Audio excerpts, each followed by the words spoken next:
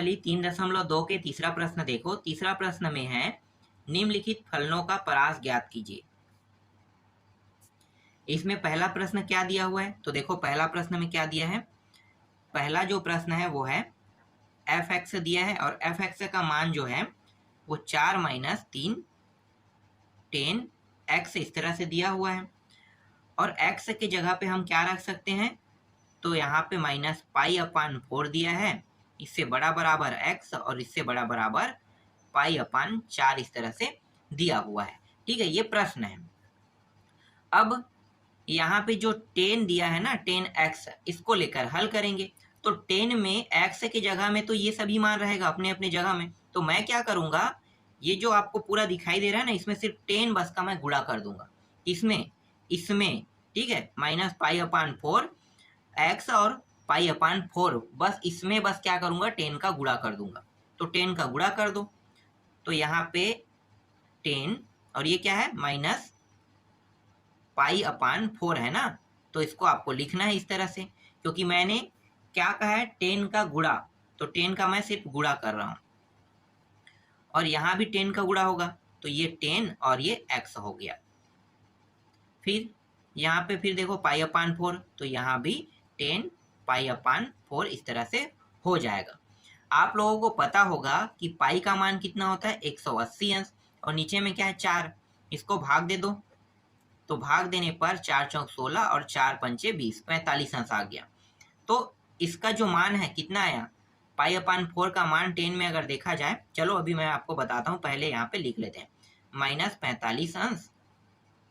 फिर यहाँ पे क्या है 10 x बड़ा और बराबर, और ये भी 10 कितना हो जाएगा 45 अंश हो जाएगा। इस तरह से इस माइनस को बाहर निकालते हैं और 10 में 45 अंश में जब मान देखेंगे तो 1 होता है। यहाँ पे ये जैसा है वैसा रखेंगे और इसका भी मान कितना होगा 1 होगा। अब क्या करने वाले हैं, तो प्रश्न को देखो, इसके साथ कितने का गुणा है 10x के साथ 3 का गुणा। तो 10x के साथ 3 का गुणा है, मतलब मैं क्या करूंगा इस पूरे पद में 3 का गुणा कर दूंगा। तो यहाँ पे लिखो 3 का गुणा करने पर, तो 3 का जब गुणा करूंगा, और यहाँ पे एक चीज और है माइनस में ही है, तो -3 का गुणा करूंगा। अब -3 का यहाँ पे गुणा करूंगा, ये माइनस क्या हो गया प्लस हो जाएगा, और 3 एकम 3, तो ये 3 हो गया, 3 प्लस में आ गया।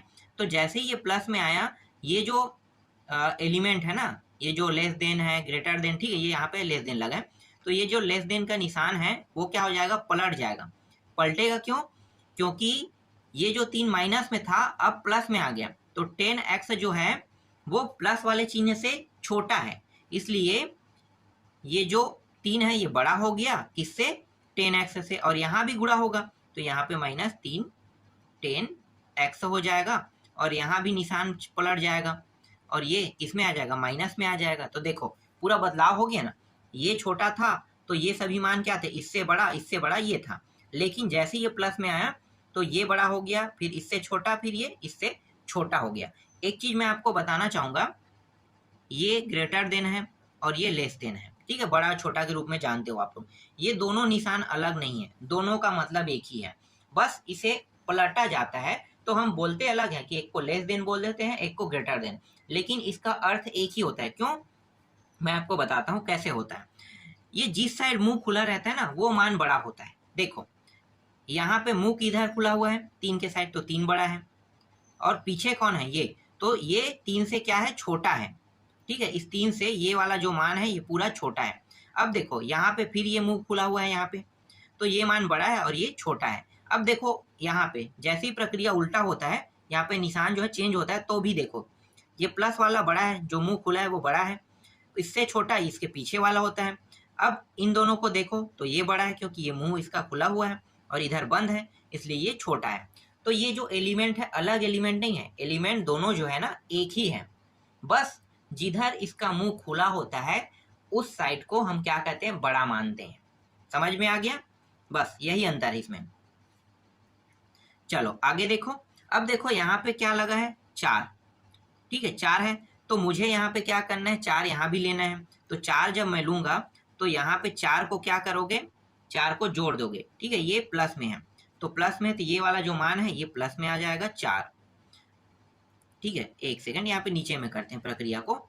ये 4 + 3 ये रहा, यहाँ भी 4 लेंगे, पहले से माइनस में है तो 3 10 x इस तरह से, और यहाँ भी 4 लेंगे, 4 एक जगह नहीं लेंगे, पूरे पद में लेंगे ना, और ये -3 इस तरह से। इन दोनों को जोड़ेंगे तो 7 प्राप्त होगा, और ये तो हल होगा नहीं, तो जैसा वैसा लिखो, ये 10x, और इसको घटाएंगे तो कितना प्राप्त होगा, 1 प्राप्त होगा। ठीक है, इस तरह से 1 प्राप्त हो गया। अब यहाँ पे देखो, ये वाला मान और ये वाला मान दोनों बराबर है कि नहीं, बिल्कुल बराबर है। देखो, दोनों को बराबर लाना था, इसीलिए पूरे प्रश्न का हम लोगों ने क्या किया, अभी उपयोग किया। समझ में आ गया? चलो अब इसके परास लिख लेते हैं। तो परिसर कितना है भाई, परिसर का जो मान यहाँ पे प्राप्त हुआ है वो प्राप्त हुआ है 1 7, मतलब दोनों क्या है कि इसमें प्लस में है, तो प्लस में है तो बड़ा कोष्टक के अंदर लिखेंगे। ये रहा आपका आंसर। नेक्स्ट प्रश्न देखो, अब इसी में दूसरा। तो दूसरा प्रश्न में क्या दिया है, f(x) दिया हुआ है, और इस f(x) का मान दिया है 5 + 4, यहाँ पे cos x दिया है। ठीक है, अब यहाँ पे देखो, यहाँ पे रखने के लिए कुछ भी मान नहीं दिया है x के साथ, तो क्या करोगे, तो यहाँ पे एक मान निकल के आता है। जब आप इसको देखोगे तो इसके साथ कुछ नहीं, मतलब क्या है, कुछ नहीं, मतलब आगे में -1, इससे बड़ा cos x ऐसे रखना है, और इससे बड़ा 1, इस प्रकार से आपको लेना है। ठीक है, अब यहाँ पे 4 का गुणा है, तो 4 का क्या करना है आपको, 4 का गुणा कर देना है। करने पर किसके साथ, इस पूरे पद के साथ, तो ये हो जाएगा 4 को गुणा करेंगे तो -4 से बड़ा है 4 cos x से बड़ा है 4, इस तरह से हो जाएगा, क्योंकि 4 का गुणा सिर्फ इसके साथ नहीं, इस पूरे पद के साथ होगा। जैसे कि यहाँ पे 4 लगा है ना, मुझे पूरा ये जो बीच वाला मान है इस कॉन्सेप्ट में चाहिए, जैसा ये दिखाई दे रहा है वैसा ही 5 + 4 cos x जैसा चाहिए। अब क्या करने के लिए कहा है, देखो आगे में +5 है, तो +5 को इसके साथ जोड़ देते हैं, तो जोड़ दो, तो यहाँ पे 5 - 4, यहाँ पे 5 + 4, और ये हो जाएगा cos x। इससे बड़ा क्या है, इससे बड़ा है ये जो 5 आगे में लिखेंगे +4, इस तरह से कर देंगे। ठीक है, इन दोनों को घटाओगे तो यहाँ पे प्लस में 1 प्राप्त हो गया, ये जैसा है वैसा रखेंगे। ठीक है, ये हमारा प्रश्न रहता है, बीच में जो लिखे हैं ना वो प्रश्न का मान है, और यहाँ पे इन दोनों को जोड़ेंगे कितना होगा, 9। अब देखो, दोनों किस में प्राप्त हुआ है, प्लस में प्राप्त हुआ है, इसका मतलब क्या है कि जो परास है, मतलब परिसर है, परिसर का जो मान है वो कितना रहेगा, 1 और 9, दोनों बड़ा कोष्टक के अंदर हम क्या करेंगे, लिखेंगे दोनों को। यही क्या है, इसका आंसर है।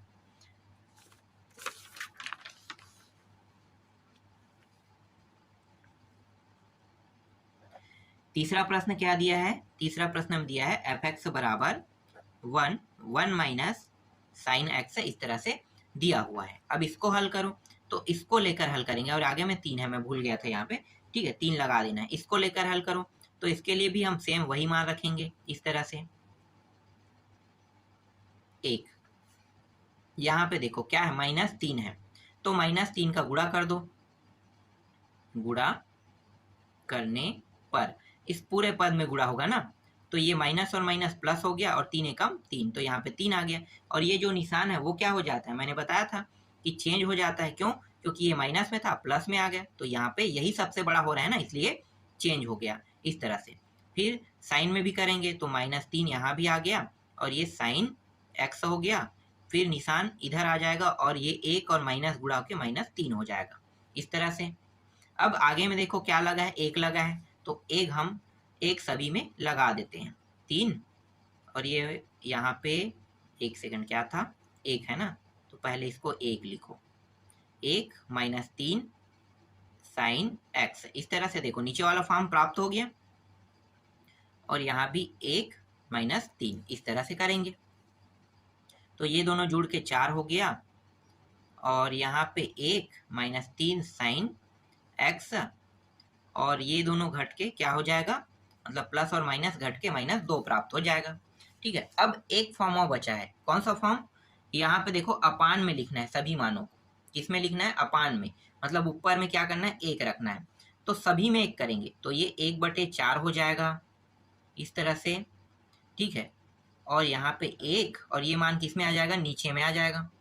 तो 1 माइनस 3 साइन एक्स और यहाँ पे -1/2, क्योंकि यहाँ पे पहले से माइनस है। तो देखो एक मान माइनस में प्राप्त हो रहा है और एक मान किस में प्राप्त हो रहा है, प्लस में प्राप्त हो रहा है। तो इसको भी हम क्या करेंगे, बड़ा कोष्ठक के अंदर लिखेंगे। यहाँ पे जो ये जो सिंबल है ना, बड़ा और बराबर कह रहा है, इसलिए इसको भी क्या करेंगे, बड़ा कोष्ठक के अंदर लिखेंगे। तो परिसर कितना प्राप्त हुआ, परिसर जो प्राप्त हुआ है ये -2 से लेके 1/4 ये प्राप्त हुआ है और यही क्या है, इसका आंसर है।